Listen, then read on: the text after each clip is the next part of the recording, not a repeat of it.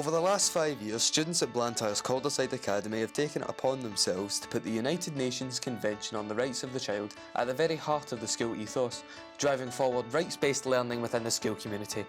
The Rights Respecting Steering Group was set up to take the lead in developing and delivering the school's rights-based action plan and to ensure that everyone in Calderside is aware of the UNCRC and the responsible actions they should exhibit to make sure that everyone is getting the best out of their rights.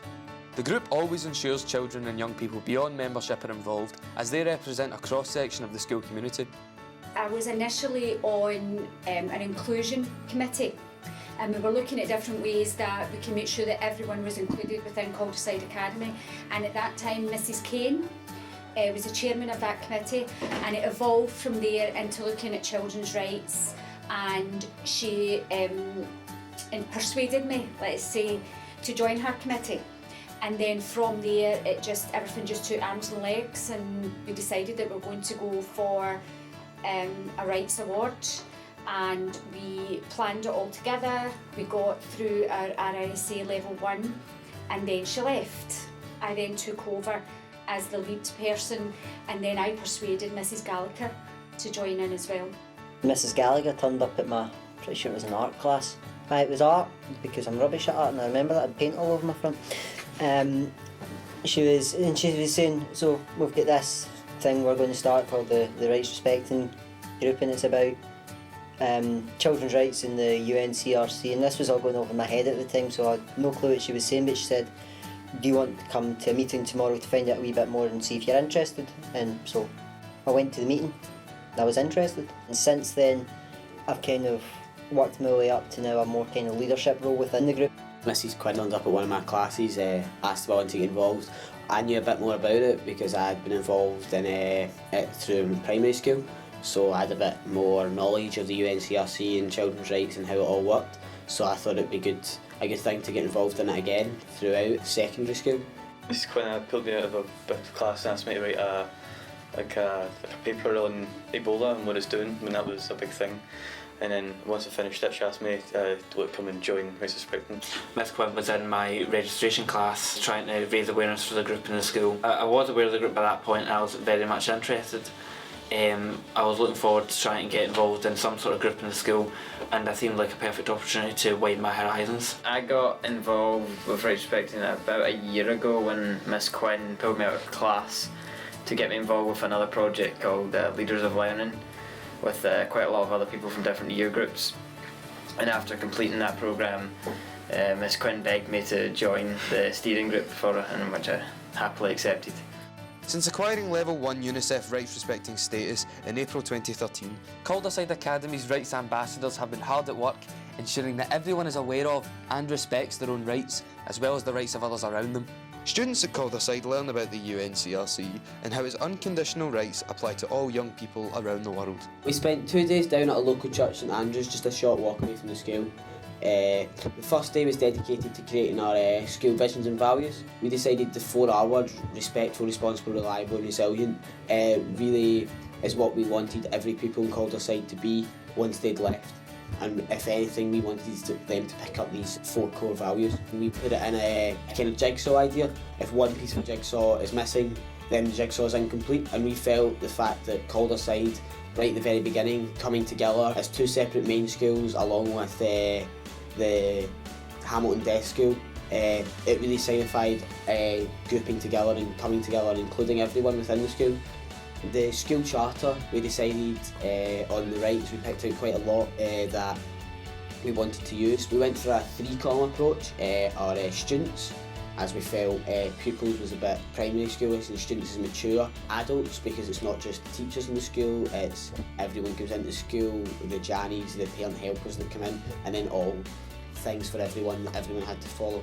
And so it was more along the lines of, yes, you have the right to this, but to make sure everyone else gets these rights, you have the responsibility to do this. I would say that 98% of everyone in the school knows about children's rights, know that children have children's rights, that these rights can't be taken away from them, and that we have to do our best to make sure that all students, that everyone, not just students but staff as well, are happy, safe, secure within this environment. And I think the most important thing for me, the biggest difference that I can see now is that everyone is much more respectful towards each other, that it's not just a case now of a teacher, if someone asks something, being told because I said so or because that's the way it is. I think now there's a dialogue goes on, there's conversations goes on, and if someone asks something, then they know that there's somebody somewhere that they can go and ask in school about that. And you don't always get your own way, and sometimes it's maybe not the answer that they've been looking for, but at least they know that it's been considered and that they're given good reasons, fair reasons why whatever they've asked for can or cannot go ahead. We're like a sub-team. It's like We work on our own projects. We link rights with the courses for we're doing first and second year just now. Basically finished that. Basically what we do is we get rights from the UNCRC's children's rights and implement them into classes, lessons and stuff, so teachers can refer to it during the lesson and get rights more broadly known about within Calderside Academy. The fact that the young people have led rights-based learning and have taken that on has made the big difference, because other adults speaking to other adults, it's aye, right, okay, but when it's young people themselves bringing up issues that are important to them, it makes the adults within the school think about that. As well as the exciting range of opportunities that being a member of the Rights Respecting Steering Group opens up within Calderside Academy, our ambassadors have been lucky enough to participate in a wide variety of other projects out with the school. The Children's Parliament projects like Me and Us, which involved creating self-portraits and that ended up being displayed in the local community, getting displayed in the school, and then getting displayed in Summerlee Hall in Edinburgh. That was really interesting. Also Barriers to Learning, getting involved in that with Children's Parliament, which was all about looking at how children learn and what can stop them learning both in school and outside of school. Through RRS, I was lucky enough to be invited to take part in the Leaders Learning project with Children's Parliament. After the project finished, me and Robbie thought a bigger idea, to continue the Barriers to Learning section of it, as we thought it would be useful for pupils in the school and maybe, well, not just in our schools but all across Scotland. I was able to go to the Scottish Youth Theatre in Glasgow, where I helped organise as well as take part in a workshop which showed those taking part some barriers to learning that affect children. We're trying to raise awareness, show other people from other schools what they can do to help children with their learning, try and make the education experience better for everyone, children and teachers alike. We've written a report which was published by Times Education Supplement Scotland, and now we're currently working on a follow-up to that report, which includes the relationship between students and teachers in the school. I would say that teachers are much more understanding as to why if someone isn't doing their homework, or if they're not doing as well, particularly in an assessment that they thought they would have done, or they've just changed in some way. I think that there's much more understanding of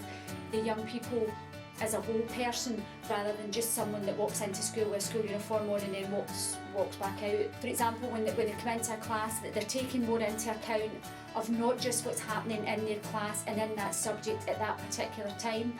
I think now they realise, well, if somebody's kind of out of sorts, or there's a problem there where there wasn't before, it's not just a case of getting around and pick yourself up. They then try and find out the reason for that and think, well, there might be something going on at home, or there might be something going on in the community, or there could be something that's making a difference to their life, which then is coming in and is affecting what happens to them within school.